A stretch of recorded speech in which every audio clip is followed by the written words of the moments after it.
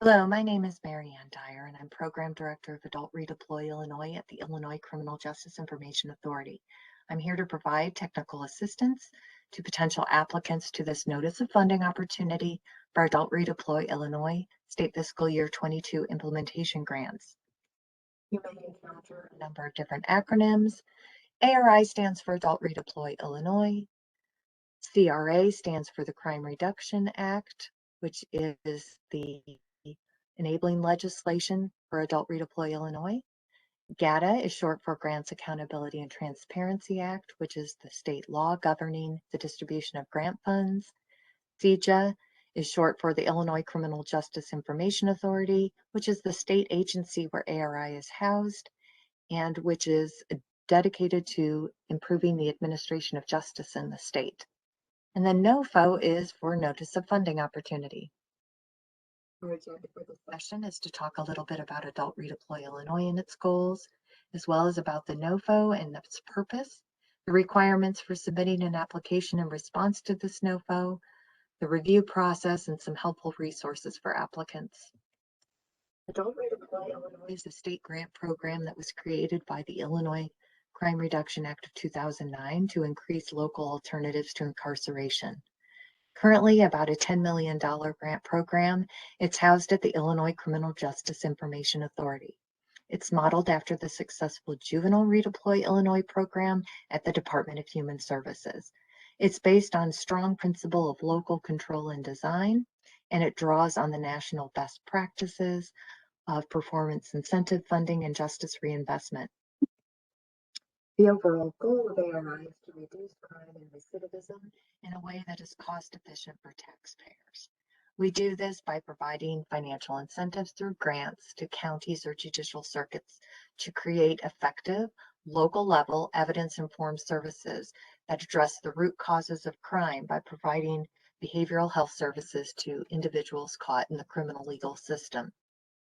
In exchange for funding, sites agree to reduce by 25% the number of people that they send to prison on probation eligible charges from their target population. Our goal is to encourage the successful local supervision of eligible individuals and their reintegration into the locality while holding them accountable. And ARI sites must partner with ARI and CJA to perform rigorous data collection and analysis to assess the outcomes of the program and show how these diversion efforts are protecting public safety and leading to positive outcomes for individuals, their families, and neighbors. The current ARI network is comprised of 25 grantees or sites that cover 43 counties around the state. These sites operate over 50 prison diversion programs that serve up to 2,000 people a year.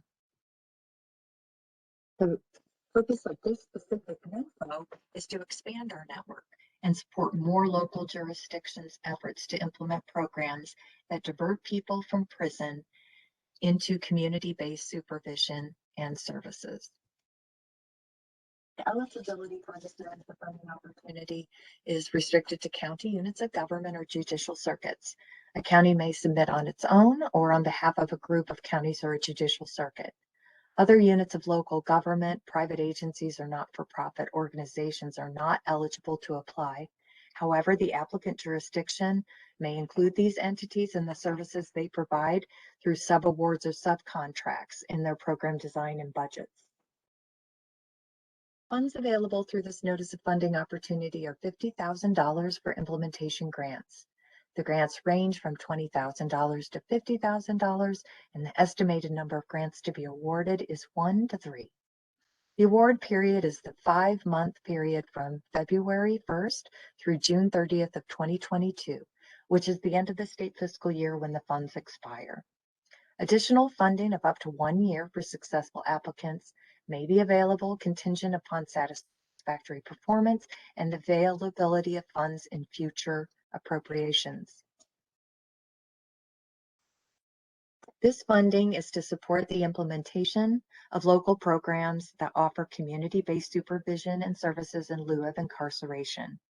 Applicants must submit a local implementation plan which is the completed program narrative that is part of this NOFO packet, as well as a standalone logic model and letters of support from key program partners.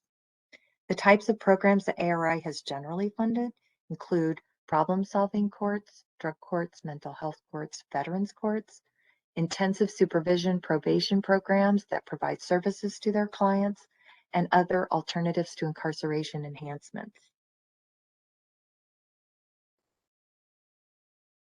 Per the Crime Reduction Act, in order to receive ARI funding, interested jurisdictions must prepare a local plan for implementation, which is essentially a mini strategic plan that demonstrates data-driven decision-making, multidisciplinary stakeholder engagement, and an understanding of the gaps in local services and sanctions that need to be addressed, as well as the community assets that can be leveraged to build a successful strategy to reduce recidivism by rehabilitating individuals and supporting their reintegration. The local plan is comprised of the following key components, which track with questions in the program narrative in the NOFO. First, summary of the program, then a description of the service area, a statement of the problem, the situation that's in the service area that's creating a need, then that specific unmet need as part of the statement of the problem that will be addressed through the proposed program, a list of the key partners with an attached letter of support signed to demonstrate their commitment, a description of the proposed ARI program model with a defined target population, a target intervention, and that is informed by evidence that it will reduce recidivism and work with the target population, a statement of system impact showing how this enhances the system's ability to divert people from prison, a logic model showing that the proposed inputs and activities will lead to the intended outcomes, and a realistic implementation schedule. In addition, there'll be a table of goals, objectives, and performance metrics that will help us measure how we're doing towards the outcomes. This will be part of the grant agreement and will be measured throughout the course of the grant period. In addition, there'll be a statement of cost effectiveness showing that the proposed program will demonstrate and lead to substantial savings compared to incarceration, as well as, if applicable, certification, evidence of certification of problem-solving courts through the Administrative Office of the Illinois Courts. Finally, there'll be a detailed budget and budget narrative, which shows the resources needed to implement the program with fidelity. So program design, it's up to the local jurisdiction how they want to use ARI funds to divert people safely from prison into community-based services.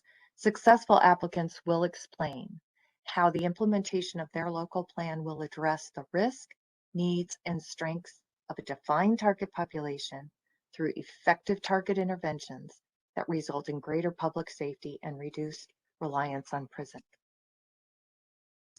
Now, the target population of any ARI program will be comprised of individuals on probation eligible offenses.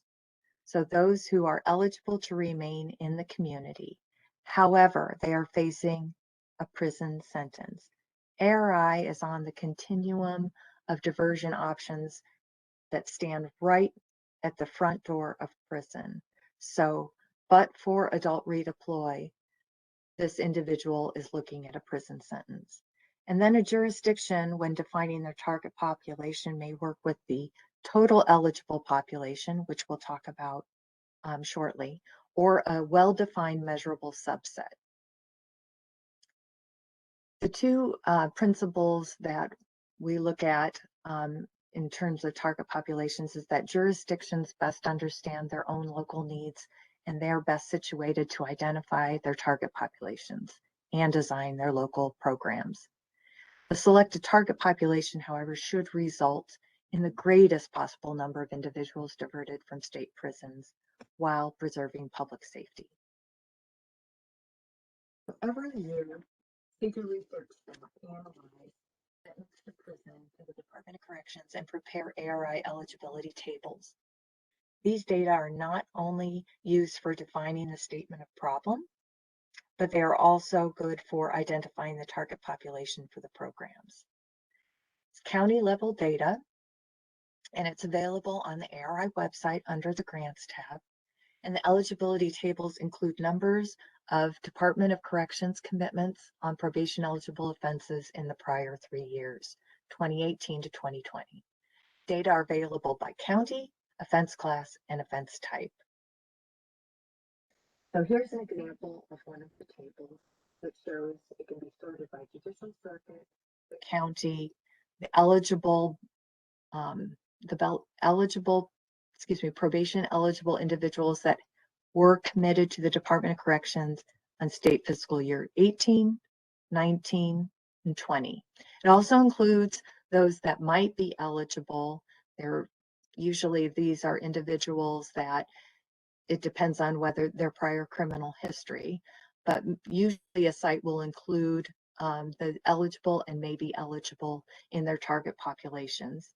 And then there's the ineligible that are also included. So these are the individuals that are going into the Department of Corrections from the county that would not be eligible for diversion to an ARI funded program. Further, the last two columns, the rightmost columns will show the actual averages, 3-year baseline averages for state fiscal year 18 through 20. Without the may be eligible and with the may be eligible. So in this instance, Boone County has up to 80 individuals on average that they sent over the prior 3 years to the Department of Corrections who could have been diverted.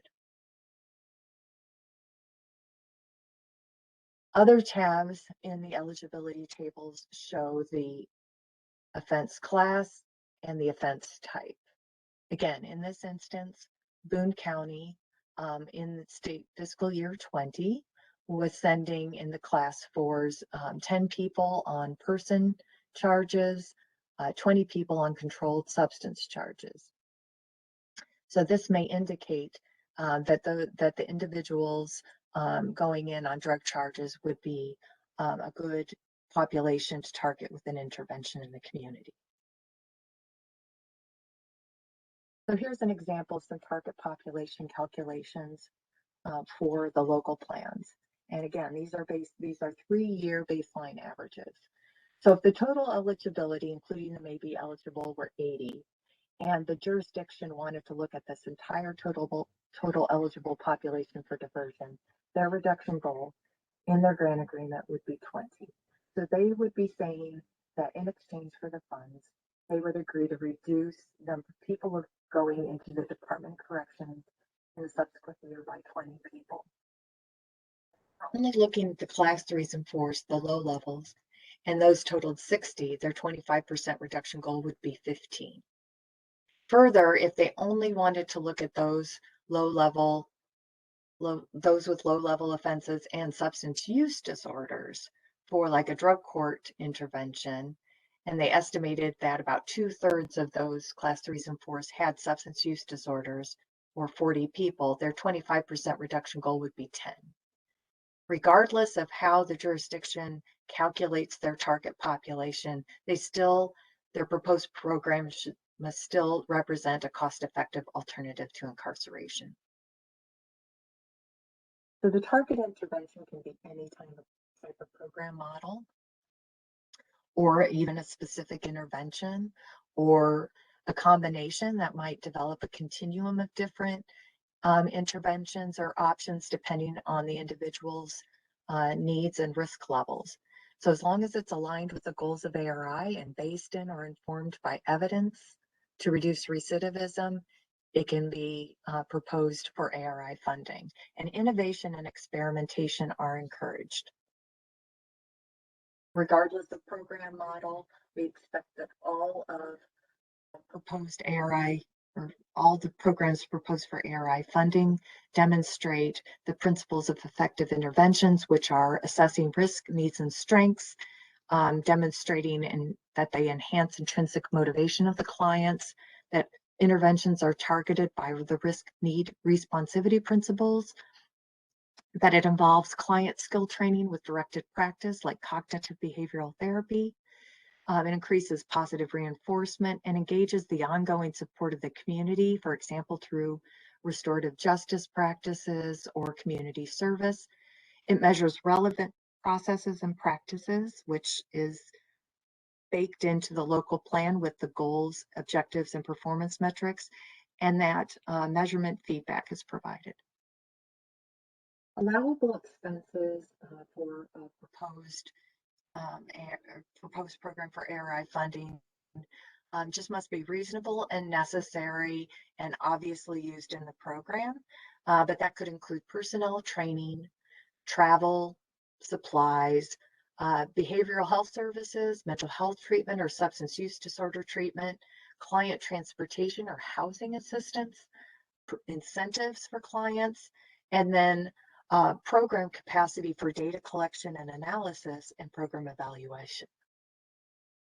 Let's talk a little bit about that reduction goal and reimbursement provisions, because it's part of Adult Redeploy Illinois and the Crime Reduction Act. So in exchange for the funds, sites must agree to reduce by 25% the number of people they send to IDOC from their defined target population, or they may face a penalty. Progress towards a reduction goal is measured by the number of diversions or new enrollments into the program in lieu of incarceration, and these are tracked on a quarterly basis. If a site is at risk of not meeting their reduction goal, a corrective action plan process may be initiated and technical assistance provided. The penalty, or any penalty, is at discretion of the ARI Oversight Board, and currently it's set at any number over the reduction goal of prison commitments could lead to a reimbursement at half the cost, marginal cost of imprisonment, or $5,000 per person. So mentioned performance measurement and evaluation, which is our opportunity to check sites' progress on a quarterly or an ongoing basis. So sites must submit quarterly progress reports that reflect their progress towards each objective that's in their grant agreement, as well as electronic data files with mandatory data elements for each individual that's enrolled in the program. And a site must also agree to participate in any required external evaluations that are conducted to determine the effectiveness of the program. Cost effectiveness was mentioned. Any ARI funded intervention must represent substantial savings from the cost of incarceration in state prisons. And currently, 1 year in prison costs $34,362. And so the cost effectiveness of an ARI intervention would be the total budget divided by the service goal and the reduction goal. And we would expect to see those numbers well below the $34,000 figure. So overall, the program requirements that we would expect of any applicant demonstrate is that every program includes an assessment of clients' risk, needs, and strengths. It includes evidence-based or evidence-informed practices. It includes an element of performance measurement. It identifies the reduction goal and agrees to the reimbursement provision. If it's a problem-solving court, it would show that it's certified by the Administrative Office of the Illinois Courts, and an evaluation would be a key part. Agreement to be part of the evaluation would be a key part of the plan as well. So here's the NOFO timeline. The NOFO was posted December 21st, 2021, at which point this technical assistance recording is available. Any substantive questions about the NOFO that relate to the instructions or the program narrative, the budget detail, budget narrative, the logic model, or the letters of support, all those questions must be submitted in writing and they'll be answered in writing. And the deadline to submit those questions is January 6th of 2022. A notice of intent is not, while not mandatory, is strongly encouraged, and we ask that those be submitted by January 11th, 2022. And then finally, applications. Applications are due by 11:59 p.m. on January 18th, 2022. In February, the Site Selection and Monitoring Committee of the ARI Oversight Board will meet and review the scoring of all the applicants that have been received and approve award designations. And then the program start date is February 1st of 2022. Prior to the application submission date, these pre-qualification steps must be taken, and they are detailed in the instructions in the NOFO packet. The submission checklist is on these items: a uniform application for state grant assistance. You will submit 2 versions, one submitted in PDF, signed and scanned, and one in Word. You'll submit the program narrative in Word and do not change the format of the document or delete any text. You submit a budget and budget narrative, which is an Excel format. This does not need to be signed at this time. And then a logic model will be submitted in Word, and letters of support signed will be submitted as PDFs. So let's look a little bit at this uniform application. This is what it looks like. And you'll just complete all the lines with the various implemented agency signatures here. You'll sign on line 70, 78, and 86, and then scan and submit that in PDF, and then also submit the application in Word as a Word document. The program narrative should be single-spaced, standard 12-point font with 1-inch margins, and cannot exceed 20 pages. Anything over 20 pages will not be read.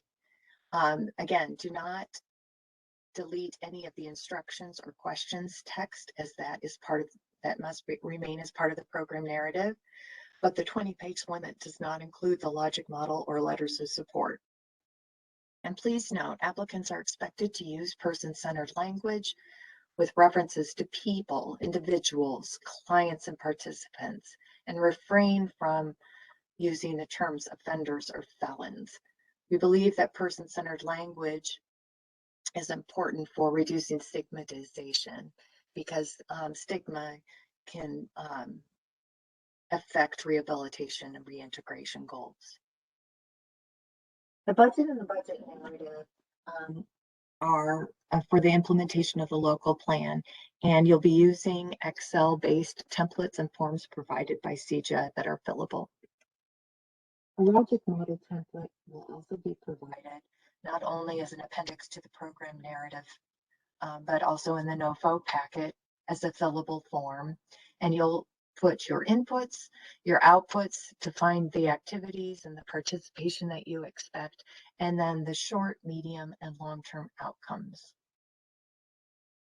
Letters of support should come from the following: Chief Judge or Presiding Criminal Court Judge, State's Attorney, Public Defender, and the Director of Probation and/or Court Services. You can also include those from service providers as well, but these are the ones we would like to see from the criminal legal system. The application due date, again, it's January 18th, 2022 by 11:59 p.m. All required application materials must be emailed to cja.adultredeploynofo@illinois.gov by 11:59 p.m. on January 18th, 2022 to be considered for funding. Proposals will not be accepted by mail, fax, or in person, only to this email address. Incomplete applications or those sent to another email address will not be reviewed, and late submissions will not be reviewed. The review process will involve, once the applications come in, ARI and CJA staff will screen them for eligibility, and then an expert panel will review and score them with a maximum of 100 points per application. And then the scores and the proposals will go to the ARI Oversight Board Site Selection and Monitoring Committee for review and approval of designations. The scoring criteria are included in the NOFO instructions in the packet, and they you'll show how each of the points will be assigned. Each of the 100 points are assigned according to the summary of program, description of service area, statement of problem, key partners, project implementation, or the description of the proposed era program model, and what we're looking for there by individual section, as well as what we're looking for with goals, objectives, and performance metrics, cost effectiveness and certification, and the budget detail and budget narrative, with a total possible points of 100. So a reminder, to apply for this ARI implementation grant, submit all of the required materials by email to cja.arifiles@illinois.gov by 11:59 p.m. on January 18th, 2022. The application form in 2 versions, signed PDF and Word, program narrative, budget and budget narrative, logic model, and letters of support. Here are some resources that you can find at the ARI website. Application information and the eligibility tables we talked about are available at the Grants tab, but in addition, at the Apps tab, you have data sets and different information related to substance use disorder and mental health disorder, continuums and different interventions that are shown, are evidence informed. There's a resources tab, which includes some information, best practice information that we've shared with sites over the years. And then at the CJA website, you'll see a research hub with a rich amount of information related to what works in this field. And then a data page, which has a webinar, including a series of webinars on how to develop a logic model and fill out budgets, as well as come up with program goals, objectives, and performance indicators. So any questions, again, regarding this NOFO must be submitted in writing to CJA Adult Redeploy NOFO at illinois.gov up until 11:59 p.m. on January 6th. Again, submit the questions in writing.